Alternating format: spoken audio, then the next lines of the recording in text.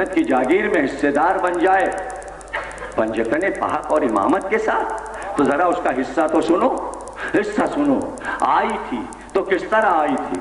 واقعہ یہ ہے، امام ابو حنیفہ رحمۃ اللہ علیہ لکھتے ہیں تسبیح فاطمہ کے ذیل میں کہ تسبیح فاطمہ کہاں سے آئی، تو فرماتے ہیں کہ اس روایت کی راویہ ہیں حضرت ام المومنین حضرت عائشہ رضی اللہ تعالیٰ عنہ، اور وہ فرماتی ہیں کہ ایک دن رسول خدا میرے یہاں مہمان تھے، لیکن گھر پہ تشریف فرما نہ تھے، علی اور فاطمہ آئے، تو میں نے رسول اللہ جب آئے تو میں نے کہا آج دونوں آپ کی بیٹی اور داماد ملنے آئے تھے لیکن آپ تشریف فرما نہ تھے۔ فرماتی ہیں کہ یہ سنتے ہی رسول خدا الٹے قدم واپس گئے اور جا کر کہا علی فاطمہ تم لوگ آئے تھے، کیا بات تھی؟ تو فرمایا جناب سیدہ نے کہ کچھ کنیزیں آپ کے پاس آئی ہیں، ان میں سے ایک کنیز دے دیجیے۔ تو حضرت علی نے فرمایا ہاں، فاطمہ کے ہاتھ میں گٹے پڑ گئے کام کر کر کے، چکی بھی پیستی ہیں، جھاڑو بھی دیتی ہیں، برتن بھی دھوتی ہیں، بچوں کو بھی کھلاتی ہیں، کپڑے بھی دھوتی ہیں، اس لیے اگر ایک کنیز مل جائے تو آدھے آدھے کام تقسیم ہو جائیں تو فاطمہ کے کام کم ہو جائیں۔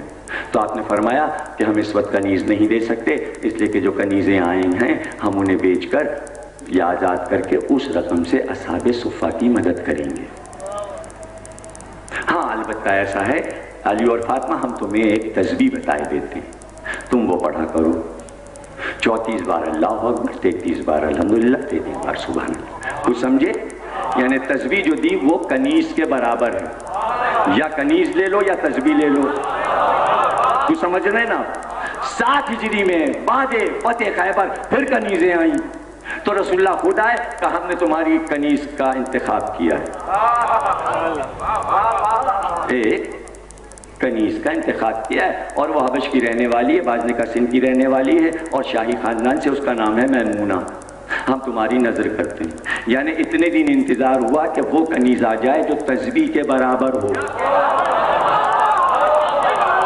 اللہ اکبر، الحمدللہ، سبحان اللہ۔ ایسی کنیز تو ہو کہ جو 40 برس قرآن سے کہتی رہے الحمدللہ، سبحان اللہ، اللہ اکبر، قرآن کی تلاوت کرے اور پورا قرآن اس کو یاد ہو۔ یہ چاہ رہے تھے رسول اللہ کہ ایسی کنیز۔ وہ میمونہ آ گئی گھر میں، چونکہ شاہی خاندان کی تھی، اس زمانے کا دستور تھا کہ دنیا میں جہاں کہیں بھی شاہی خاندان تھے ان کو ہر علم سکھایا جاتا تھا، انہیں فلسفہ منطق سب پڑھایا جاتا تھا، تو اس میں کیمسٹری، آج کا کیمسٹری اور پرانا کیمیا کا علم سکھایا جاتا تھا، وہ علم بھی اس کو آتا تھا۔ روز وہ دیکھتی تھی فاقے ہو رہے ہیں، فاقے ہو رہے ہیں، بچے بھی فاقے کر رہے ہیں، روٹی گھر میں نہیں ہے، کھانے کو نہیں ہے، تو وہ کیمیا گر تھی، کیمسٹری آتی تھی تو اس کو چاندی بنانا آتی تھی، تو وہ بازار گئی، تھوڑا سا تانبا لائی، تھوڑا سا شورا لائی، اس چونکہ سے چاندی بنانی آتی تھی، وہ سب چیزیں ملا کر اس نے گلا کر چاندی بنا لی، اور چاندی بنا کر مولا علی کے پاس لائی اور کہنے مولا علی یہ چاندی میں نے بنائی ہے، یہ بازار میں بکوا دیجئے تاکہ اس کی رقم سے کچھ آٹا آئے تو بچوں کو کھانا کھلایا جائے۔ کفیزت انہیں چاندی اچھی بنائی ہے، لیکن اگر فلاں چیز کو اس میں شامل کر کے ذرا زائد کر لیتی تو اچھی چاندی بنتی۔ اب وہ گھبرائی، میمونہ گھبرائی، میمونہ کہنے یا علی کیا آپ کو بھی چاندی بنانا آتی ہے؟ کہ صرف مجھے نہیں، یہ بچہ حسن جو ہے، یہ حسین جو ہے، ان سب کو چاندی بنانا آتی ہے، اور فضا ہمیں بنانا نہیں آتی، ہم جس چیز کو کہتے ہیں چاندی کی ہو جا، سونے کی ہو جا، وہ ہو جاتی ہے، یہاں بنانا نہیں پڑتا۔ بھائی بہت غور سے سنیے گا، بس یہاں سے تقریر خاتمے کو پہنچ۔ فضا ذرا دیکھ تیرے قدم کے نیچے کیا ہے؟ اب جو جھکی اس نے دیکھا ایک دریا بہ رہا ہے چاندی کا، چاندی سیال دریا بہ رہا ہے، چاندی بہ رہی ہے لہروں کی شکل میں۔ کفیزہ اب اپنی چاندی اس میں ڈال دے، اس میں پھینک دی، چشمہ بند ہو گیا۔ اب وہ سوچنے لگی، کیا سوچے گی وہ؟ نہیں سمجھا؟ اب وہ یہ سوچنے لگی یہ چاندی بناتے نہیں، اور چاندی ہمیں بھی بنانا آتی ہے، یہ جس چیز کو کہتے ہیں وہ چاندی اور سونا ہو جاتی ہے، وہ کون سا نسخہ ہے کہ یہ کہہ دیتے ہیں تو ہو جاتی ہے؟ اب ہمیں وہاں تک پہنچنا ہے۔ اتنی عبادت کی، اتنی عبادت کی، اتنی عبادت کی، راز جان گئی کہ بنانا اور ہے اور دیکھ کر کہہ دینا اور ہے۔ کو سمجھ رہے نا آپ؟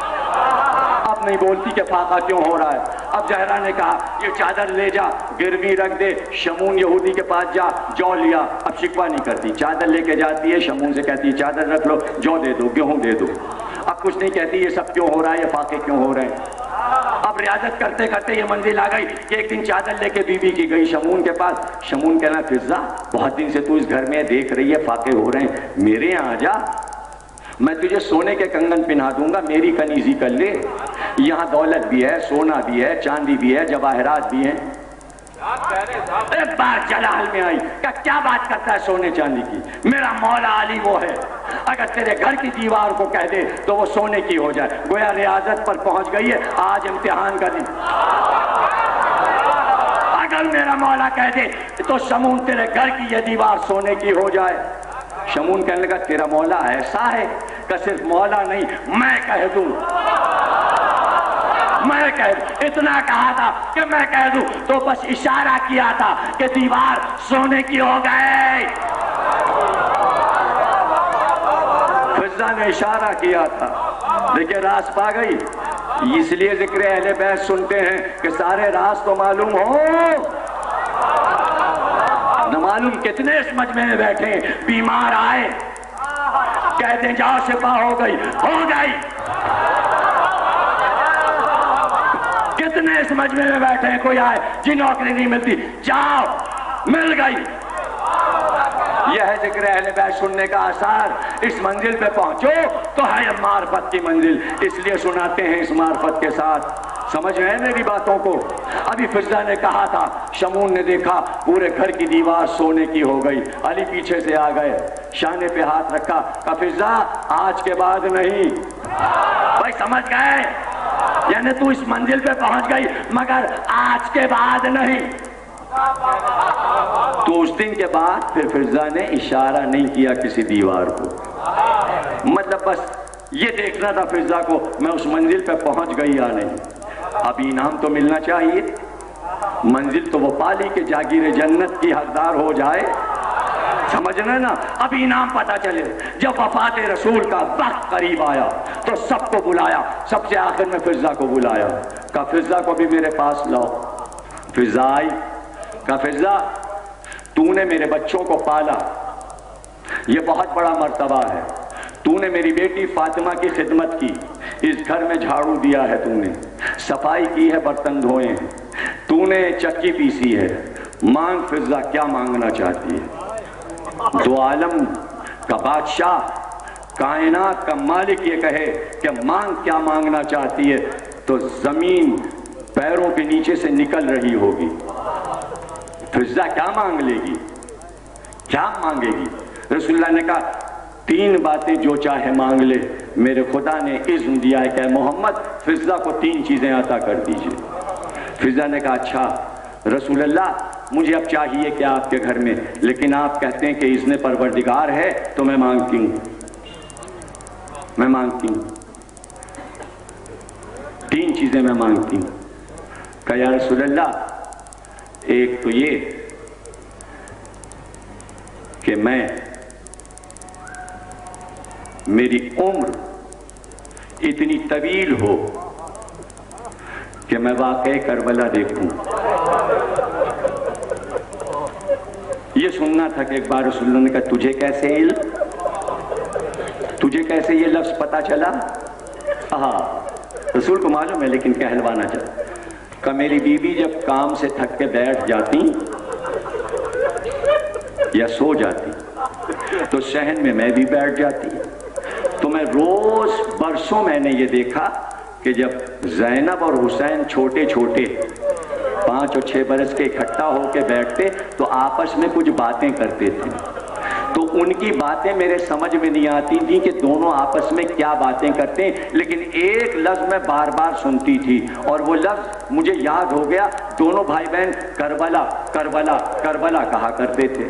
تو میں سمجھ گئی کوئی ایسا واقعہ ہونے والا ہے کہ ہم نے اس نے پروردگار سے تجھ کو عمر دے دی. دوسری بات کیا ہے کہ دوسری بات یہ ہے کہ اس واقعے میں میں شریک ہو جاؤں, میں اس واقعے کی حصے دار بن جاؤں. اور تیسری بات یہ کہ اس وقت تک میرے ہاتھ پیروں میں اتنا دم رہے کہ میں اس وقت تک بھی حسین کی اولاد کی خدمت کرتی رہوں۔ رسول خدا نے کہا جا، میں نے تینوں باتیں اذن پروردگار سے تجھے عطا کر دی۔ یہ کہہ کر وہ حجرہ نبی سے نکلی تھی کہ ایک صحابی در پہ کھڑے تھے، کہا فضہ یہ تو نے کیا مانگا؟ تجھے تو مانگنے کا سلیقہ نہیں آتا۔ کہا اچھا تم ہوتے تو کیا مانگتے؟ میری جگہ تم ہوتے تو کیا مانگتے؟ کہا میں تو پہلی چیز یہ مانگتا کہ پوری دنیا کی مجھے حکومت دے دیجئے۔ کہا دوسری بات کیا مانگتے؟ کہا دوسری بات ہم یہ مانگتے کہ ہم کو مرنے کے بعد جنت ملے۔ اور تیسری بات کیا مانگتے؟ کہا تیسری بات یہ مانگتے کہ ہم کو قیامت تک کی عمر ملے، ہمیں کبھی موت نہ آئے۔ کہا تو یہ تم مانگتے، ہمیں ان تینوں چیزوں کی ضرورت نہیں ہے۔ کہا کیوں؟ کہا اس لیے کہ جسے تو کہہ رہا ہے پوری دنیا کی شاہی، علی کے چوکھٹ کی غلامی کرنا پوری دنیا کی شاہی ہے۔ آپ سمجھے یہ سارے شاہ بیٹھے ہیں، غلام نہیں بیٹھے، اس لیے کہ علی کے در کے غلام ہیں، اور علی کی محبت سے بڑھ کے کوئی دولت نہیں۔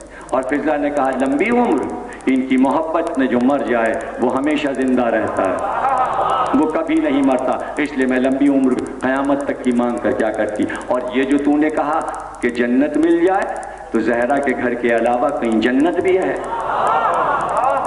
جنت تو یہ در ہے جسے زہرا کا در کہتے ہیں۔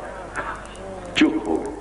آپ نے دیکھا فضہ نے شعور محبت اہل بیت بتایا کہ محبت اہل بیت کا شعور کیا ہے۔ تقریر ختم ہو گئی، جو مانگا تھا وہ ملا، کربلا تک آئی۔